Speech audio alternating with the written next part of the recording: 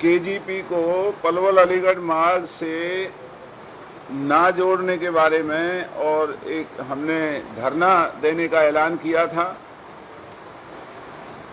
और आप सबके सहयोग से जो हमारा ये अभियान है, जो ही धरने की आवाज़ गांव-गांव में पहुंचने लगी, सरकार के हाथ पैर फूले हैं, सरकार बहुत घबराई है और अब लोगों की आंदोलन से डर के उन्होंने 6 साल के बाद हमारे इलाके की जो सबसे ज़रूरी काम था, इस पलवल अलीगढ़ मार्ग को केजीपी से जोड़ने की जो अवार्ड इन्होंने घोषित किया है।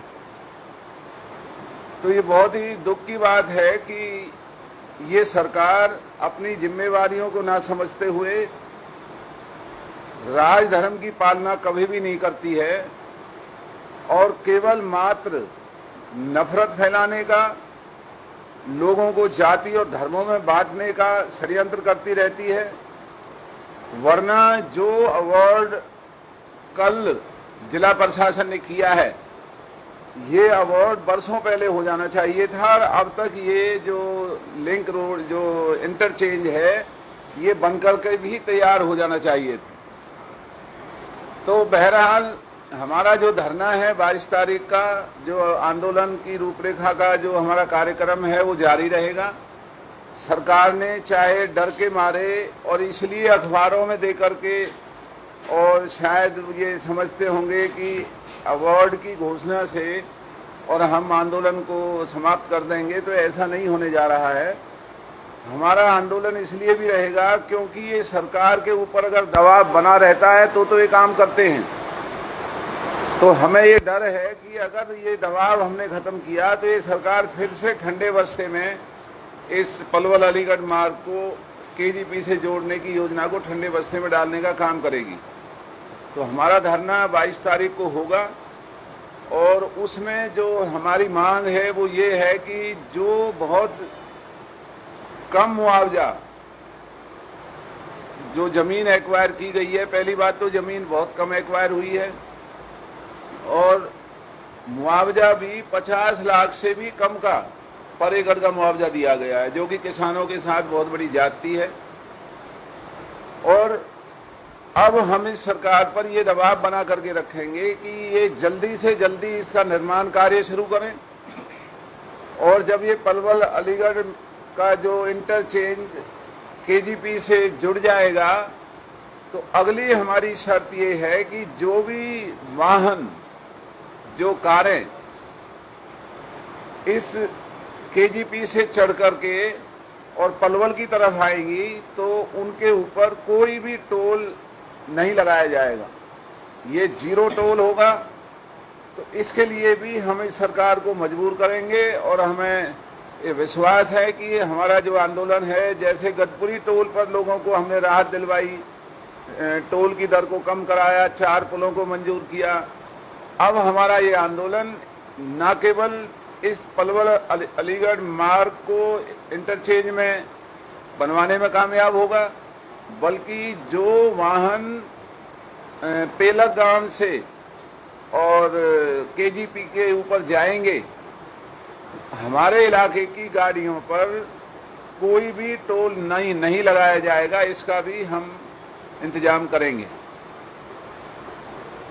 और बहुत ही दुख की बात है कि जो आज इलाके के अंदर बिजली पानी की बड़ी भारी कमी है, न शहर में बिजली आती है, न पीने का पानी आता है, गांवों में रजवाहों में पानी नहीं छोड़ा जा रहा है, गांवों में किसानों की फसलें बर्बाद हो रही हैं, प्रशासन चैन की नींद सो रहा है। और जो यहाँ हमारे इलाके के अंदर आज के इन दिनों में जो जिला स्तर पर, ब्लॉक स्तर पर, थानों में, तहसील में जो भ्रष्टाचार का बोलबाला है, अब ऐसी लूट हमने कभी कहीं नहीं देखी जो लूट आज प्रशासन ने, सरकार के कर्मचारियों ने हमारे इलाके में मचा रखी है। तो इसलिए 22 तारीख के हमारे धरने में, जहां ये इंटरचेंज का मामला होगा वहीं रजवाहों में पानी छुड़वाने का, जो बिजली शहरों में गांवों में नहीं दी जा रही है, जिसकी वजह से पीने का पानी भी नहीं आ रहा है, तो इसका भी हम रोष प्रदर्शन वहां पर करेंगे। और जो हमारे इलाके के अंदर जो बेकसूर लड़कों को गिरफ्तार किया हुआ है अग्निवीर योजना के तहत, जो बच्चे इस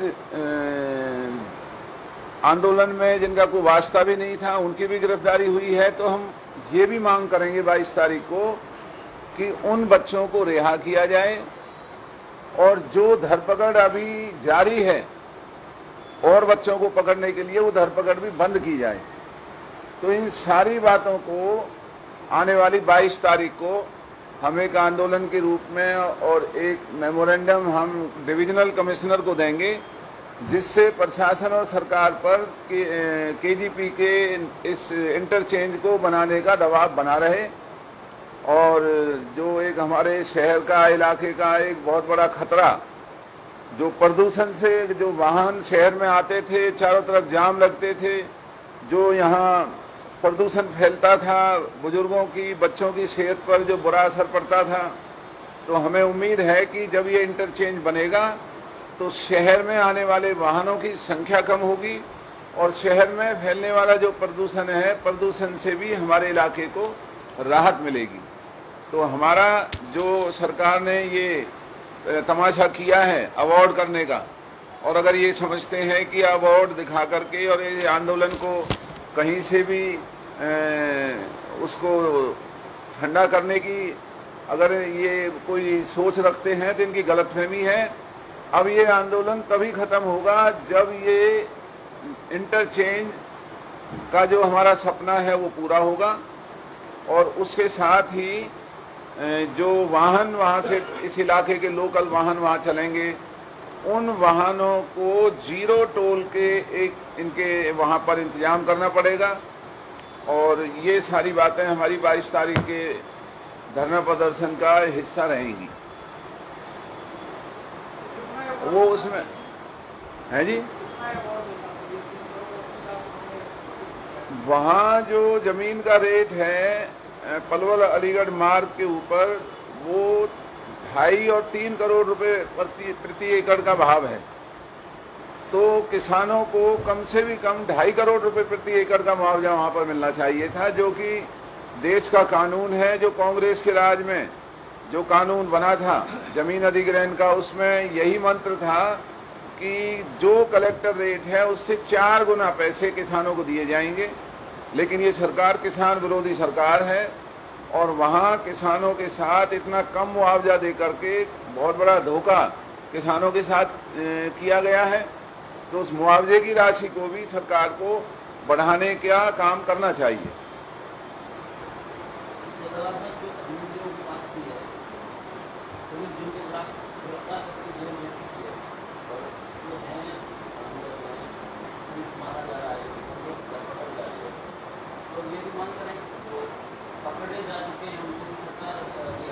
वही कहा है मैंने कि जो पकड़े गए हैं इनको रिहा करे, क्योंकि इनका कोई सरोकार भी नहीं था। जो करने वाले थे वो तो इनके हाथ ही नहीं आए, वो तो सरकार के लोग थे।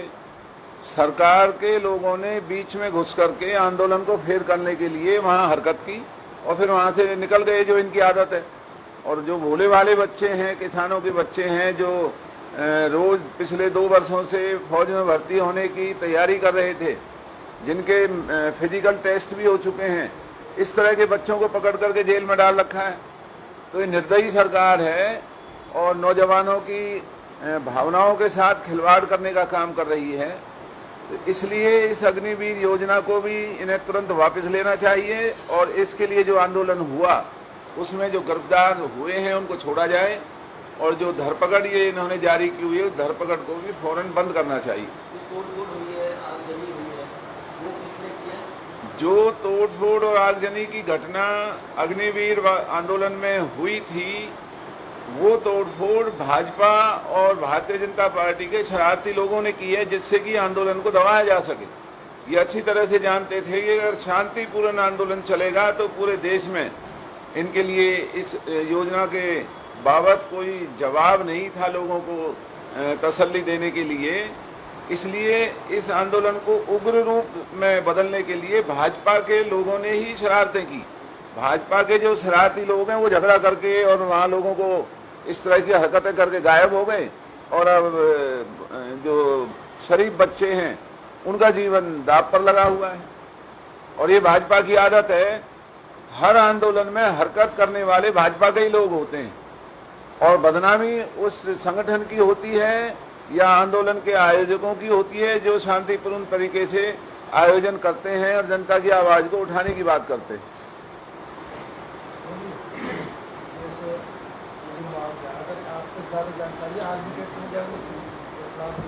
है जी, नहीं, आर्बिट्रेटर में जाने के लिए अब इन्होंने छोड़ा ही क्या है। जब जो अधिग्रहण कानून जो 2014 में पास हुआ, लैंड एक्विजिशन एक्ट, कांग्रेस के राज में, यूपीए 2 के राज में जो बना, उसमें साफ लिखा हुआ है कि अगर आप किसी जमीन को एक्वायर करेंगे तो कलेक्टर रेट का 4 गुना आपको पैसा देना पड़ेगा। तो वहां का जो कलेक्टर रेट है ये तो उतना पैसा भी इन्हें नहीं दिया। हाँ जी, तो ये उन किसानों के साथ बहुत बड़ी ज्यादती है, और यहाँ 2.5 करोड़ रुपया कम से कम मुआवजे का प्रति एकड़ सरकार को देने का इंतजाम करना चाहिए।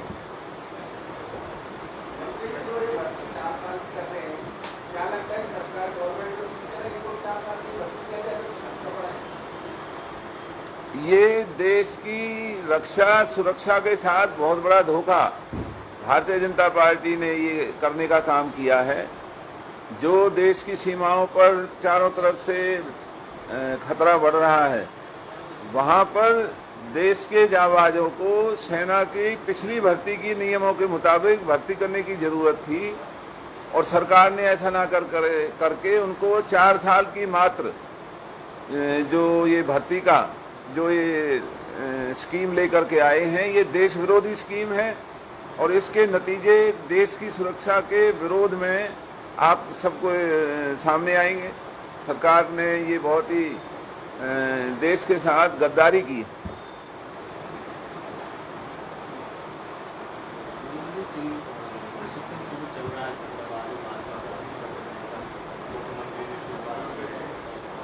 क्या लगता है कि इस तरह का प्रशिक्षण हो रहा है वहाँ पर, वो कहें 2024 के लिए क्या करेंगे?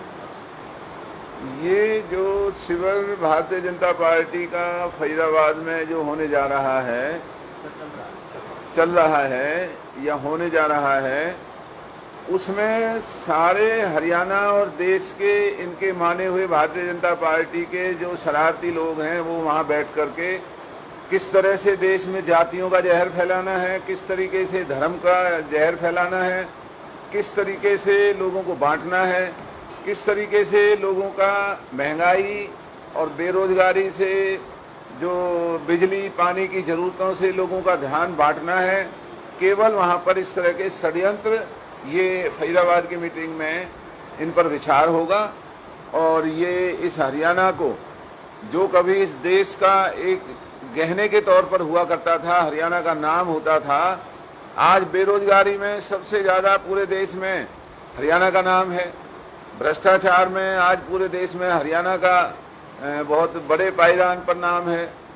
कानून व्यवस्था चौपट हो चुकी है, और जो सरकार के मंत्री हैं, विधायक हैं, वो लोगों को दोनों हाथों से लूटने का काम कर रहे हैं। और यही वजह है कि लोगों में बहुत बड़ा असंतोष है। लोगों का असंतोष पिछले नगर पालिका, नगर परिषद चुनावों में भारतीय जनता पार्टी को मात्र 26% वोट मिले। तो ये सारी बातें भारतीय जनता पार्टी की हरकतों की वजह से जो प्रदेश के लोग हैं वो भाजपा के और जजपा के बिल्कुल खिलाफ हैं, नाखुश हैं, असंतुष्ट हैं।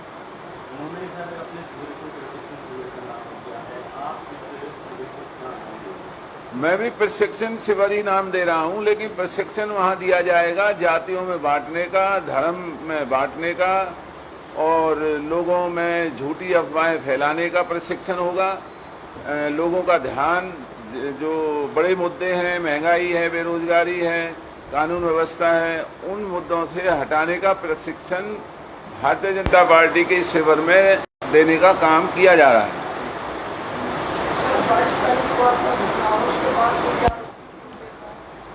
ये तो अब 22 को मीटिंग है तो वहीं फैसला करें। ये 22 को ही फैसला होगा, क्योंकि इसमें किसान संघर्ष समिति भी हमारे साथ जुड़ी है।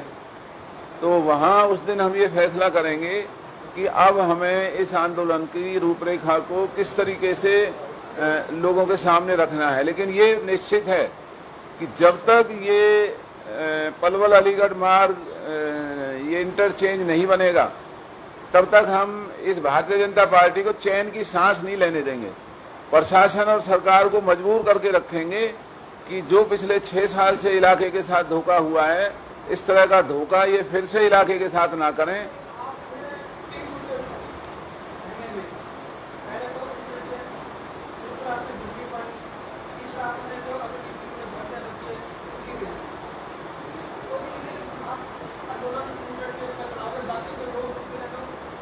वो सारे मुद्दों पर ही वहाँ सब अपनी अपनी राय रखेंगे और जो सबकी राय बनेगी उसके बाद ही हम अपना फैसला करेंगे कि हमें क्या करना है।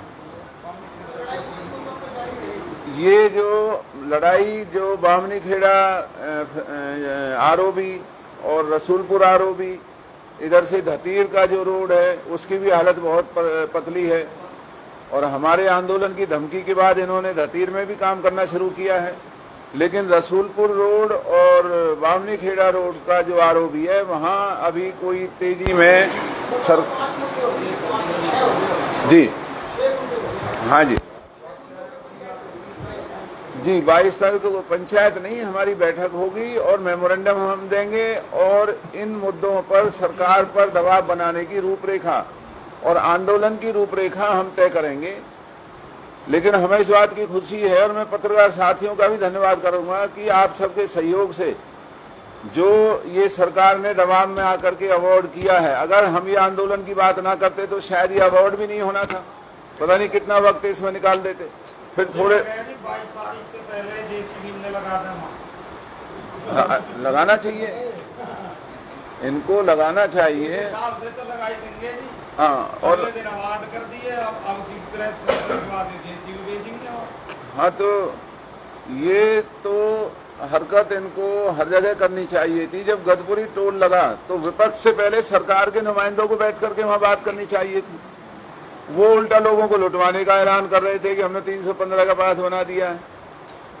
तो ये तो हमारे आंदोलन ने इनको मजबूर किया है। जो पास भी 200 रुपए का हुआ और 4 जो पुल इन्होंने जो निकाल दिए थे उन पुलों को भी मंजूर किया, दोबारा बनाने पड़ेंगे।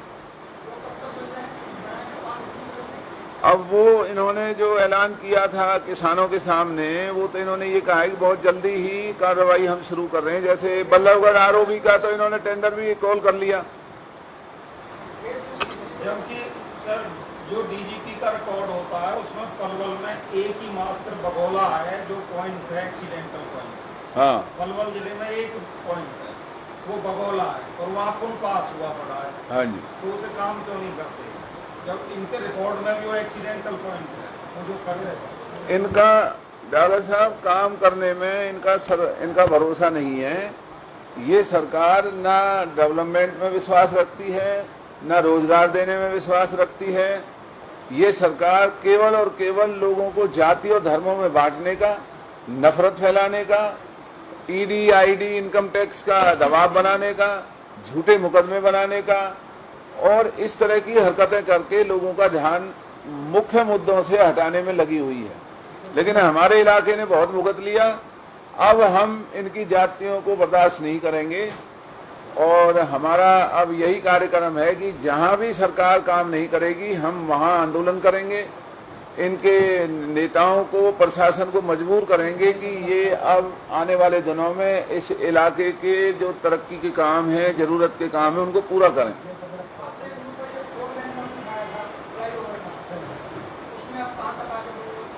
अब उसमें हाई कोर्ट में याचिका तकरीबन तैयार हो गई है। तो कल मैं 4 दिन चंडीगढ़ लगा के आया हूं।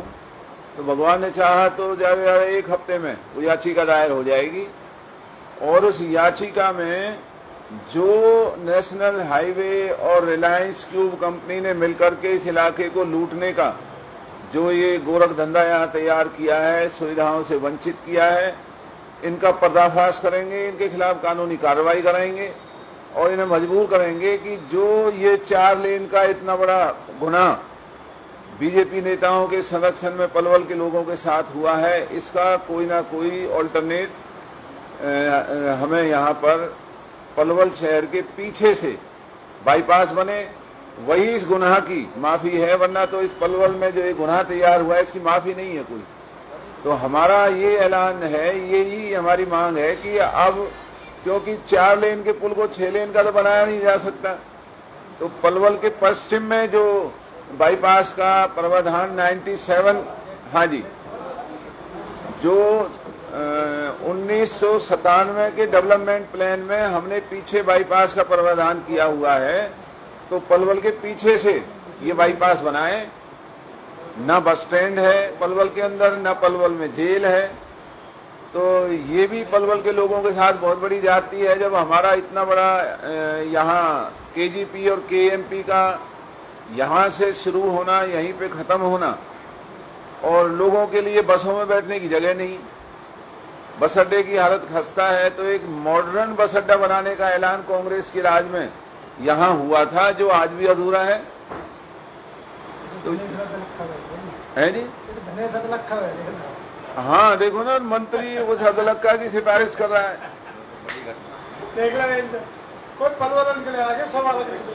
हाँ, कह रहे मेरे सामने आओगे, तुम्हारे सामने कौन आए, सामने आते ही मुकदमा उल्टा उसी में बनाओगे।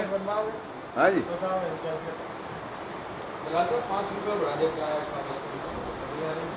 ये जो 5 रुपए जो बढ़ाया है ये भी गैर कानूनी है, और जो टोल में जो बहाना रोडवेज के अधिकारियों ने जो टोल का बहाना लगाया है, ये सरासर गलत है। इस वृद्धि को भी वापस लेना चाहिए, ये गलत है। दलाल साहब 2024 में आपकी सरकार आ गई, तो इस जो 4 लेन खुला है, इसे 6 लेन कैसे बनाओगे? नहीं, ये तो 6 लेन तो अब नहीं बन सकता, ये तो पीछे से बाईपास का बाईपास बन जाएगा। बाईपास आलापुर से किटवाड़ी पलवल के पीछे से, पीछे से वो भी तो है जी, आलापुर से जो किटवाड़ी जा रहा है, रोड जा रहा है यार। हाँ, ये सही कह रहे हैं, सही कह रहे हैं। नहीं, सबसे बढ़िया जुगाड़ ये सही कह रहे हैं। उसमें वो भी हमने ही कराया था कि जो पलवल अलीगढ़ मार्ग है, ये तो शहर से बच जाए, तो ये जो पुल है ये अपर्याप्त है, चाहे वो आरओबी का पुल है, चाहे वो किटवाड़ी आगरा नहर का पुल है। तो हमने उस वक्त ये डेवलपमेंट प्लान में आलापुर और फिरोजपुर और अगवानपुर के बीच में से